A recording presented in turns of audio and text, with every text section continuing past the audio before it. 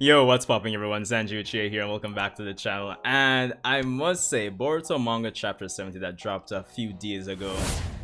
We finally got some payoff to the plot point that's been building since around chapter 55, 56 of the Boruto manga, which is Code getting his limiters removed. And of course, with today's Boruto discussion, we'll be discussing how does this actually benefit the story, affect the story, and what we can basically expect going forward Boruto Chapter 71 and beyond. Of course, shout out to everyone that actually came out for my Boruto Chapter 70 reaction review. Even though I was having a bunch of technical issues, still need to get a fan for my laptop. The overheating is actually killing the productivity when I'm streaming, but yo, respect. And shout out to everyone that came through, and let's get into it. So Boruto manga chapter 70, for the most part, just to kind of go over what myself and others were basically saying during my reaction review stream, it for the most part was a setup chapter for the most part. Like, we didn't really get a lot of, if any, action at all, but we did progress the plot by actually getting to the point of this plot point that's been building since chapter 55, 56, which is Code getting his limiters removed. Of course, in the past, during around chapter 55, 56, we got the establishment of the whole idea that Code, who was a devout follower of Ishiki Otsutsuki, well, Jigen at the time, he didn't want to actually, put his authority at risk. And once he had received the karma, given it's a white karma field, a dud as they would say, he can't become a vessel. The reaction that took place in his body, as Amado put it, actually put him at a level beyond Jigen, but he had his limiters. He had limiters put into his body, as opposed to other members of Kara who got enhancements. He put in technology to actually limit his powers, and now he has those limiters actually removed. Now we have another character that's definitively beyond Naruto and Sasuke, and with everybody surpassing Naruto and Sasuke, whether like literally or from the perspective of the fans feeling that Naruto and Sasuke have been nerfed or they're not using a lot of their moves and yada yada yada, how does this actually add to the story? How does this additional character of Code actually surpassing Naruto and Sasuke, how does it affect things going forward? And to be honest, it affects things in a lot of ways, but let's kind of go over the benefits. So Code, for the most part, is a character I wouldn't say is a fan favorite. He's the primary antagonist of the story right now, for the most part, in addition to Ida, Demon, and the Ten Tails. But I would say fan reception to him hasn't been the best, to say the least. And honestly, I think persons have been getting tired of Code, going in, escaping, going in, escaping, and Code himself isn't really in the best position to carry the story as the antagonist, pre-limiters being removed. And for the most part, I think it was really emphasized during the chapters, the last string, like say the last volume or so, where we had like Momoshiki show up through Boruto's body, and the fact that Momoshiki commanded such authority and presence when he was on screen, as opposed to Code. And I think that really showed up Code a lot more than necessary, to just emphasize that he's not really the person we want to like swing behind for the antagonist right now. So it kind of comes down to him getting his limiters removed, kind of puts him, it kind of hits that restart button and gives him an opportunity to re-establish himself as the antagonist that can actually carry this series, at least for the short to medium term. He can actually impose his will in a much more, I guess, effective and efficient way, because he has the power now to back it up. Of course, there needs to be some nuance and a spectrum of things that need to be put in place for him to be like become a fan favorite, like antagonist, quote unquote. But I think at least the decision to push things forward to get his limiters removed, definitively making him stronger than Naruto and Sasuke, actually puts him in a better situation as an antagonistic character. So it's going to be interesting to see how things develop with him now that he has his powers restored. He has a new opportunity to actually gain favor with us, the audience, and I think that was in the benefit of what chapter 70 actually did. So I'm looking forward to that. No. From a pure power standpoint, it's been said time and time again. Let me just even bring it up here. Like, there have been times since chapter 55 until now where characters time and time again have been talking about Code's limiters being removed. We had in a previous chapter where Kawaki asked Amado, do you think Lord 7 can win against Code like with Delta? Amado responds, I'm not sure. It's unclear how much less power he has without the Nine-Tails chakra, but I suspect he'd die one-on-one versus Code. It certainly won't go the way it did with Delta.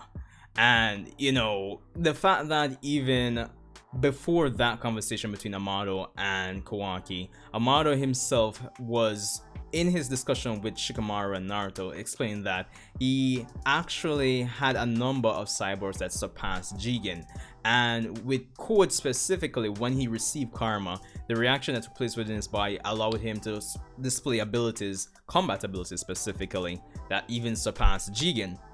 And we've seen what Jigen did to Naruto and Sasuke when they still had the Rinnegan and the Nine-Tails respectively. So to have a character that's beyond Jigen, I think that says more than enough in terms of how Naruto or Sasuke, and Sasuke is actually going to stack up against Code right now. So yeah, and we've even had Code himself saying before he got his limiters removed that, yo, it would be a breeze if I could just get his limiters like removed. But he thinks he can still win against Sasuke or Naruto one-on-one. That was before the limiters. So honestly, all things, given the dialogue of the characters, all things actually points to Code being definitively stronger than Naruto or Sasuke one-on-one. But with his limiters removed now, like, it's anything can happen. Like Naruto and Sasuke just don't stand a chance, honestly, because this man's beyond Jigen, and Naruto and Sasuke by extension are weaker now than when they fought Jigen. So it's just simple maths. 1 + 1 = 4, right? So yeah, but what does that do for the narrative per se? It puts Naruto, Sasuke, Boruto, and Kawaki in a situation where they're gonna have to take some kind of proactive approach, and kind of gives rise to potential conflict in terms of how the situation should be handled for the most part. Because okay, once Naruto and Sasuke learn that his limiters, Code's limiters have been removed, that's one thing, right? Like, and they'll obviously reflect on the conversation they had with Amado. That kind of puts them in a proactive situation where they have to do something now to augment themselves, give or take. It's not a must that it's going to happen, but it kind of does put them in a situation where they might have to be proactive, and that kind of makes things a bit more interesting for these characters that are being phased out in favor of, like, say, Boruto and Kawaki and the new generation, but it still kind of potentially gives them something to do to remain relevant just a bit longer, if you get what I mean. So that's going to be interesting to see what's going to happen. Now, Kawaki, of course, is also going to reflect on the conversation he had with Amado, and of course, it's been building for the longest while that Kawaki is starting to handle. He has the power now to actually do what he wants without listening to anybody. I was even emphasizing this chapter that Naruto himself can't actually, you know, put Kawaki in check because of his current power. So it kind of comes down to Kawaki more or less is going to adopt a different way of handling the whole Code situation as opposed to Naruto and Sasuke. And of course, that might bring Kawaki into conflict with them. So there is definitely that. And of course, death flags. We do have Naruto, Sasuke, Boruto, and Shikamaru on Code's hit list right now. So of course, that does set into motion potential death flags for at least one of these characters. I have done a Shikamaru video talking about that he's the one more than likely going to die. That was months ago. I'll probably link that as a card at the end screen here. And honestly, it would be an interesting way to shake up the whole Boruto story right now, because again, right now as it stands, it's either between Kawaki and Code who are the strongest right now, and I dare say it's potentially could be Code being the strongest of them all right now. Of course, that doesn't mean he's going to win in a team fight, but I mean, Code anything can happen right now, and Code's presence is going to stir up a lot of madness, whether it be from Naruto and Sasuke taking proactive approaches, from conflict between Kawaki and Team Konoha in terms of how to handle Code, because even thinking about it now, considering that he does have questions for Amado, he's going to want to more like retrieve Amado as well, and it's just gonna set off a whole bunch of conflict, honestly speaking.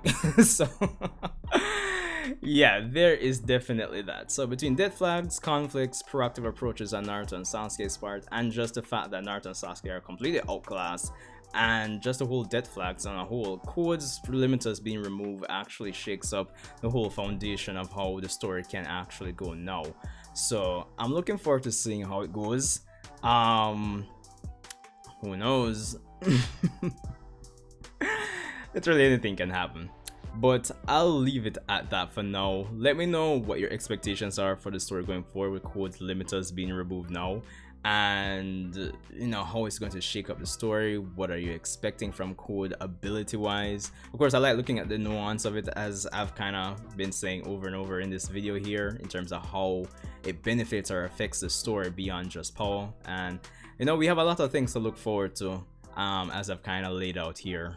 You know, from Code re-establishing himself, of course Naruto and Sasuke in terms of what they'll do next given the knowledge they know, Kawaki given the knowledge they know about Code, and how conflict can actually arise from that, given that Kawaki can actually doesn't really have to listen to anybody right now per se.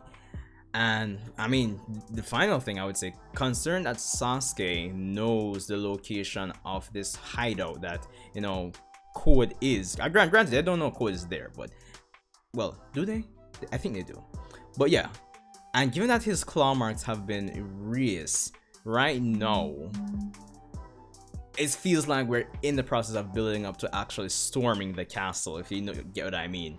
So it's going to be interesting to see how that actually goes. But anyway, let me know what you think, and it's not looking good for Naruto or Sasuke, because right now if they go up against Code, it's done. So let's see how it goes. Sasuke Uchiha, hope you guys are having an awesome weekend, and I'll see you in the next Boruto video.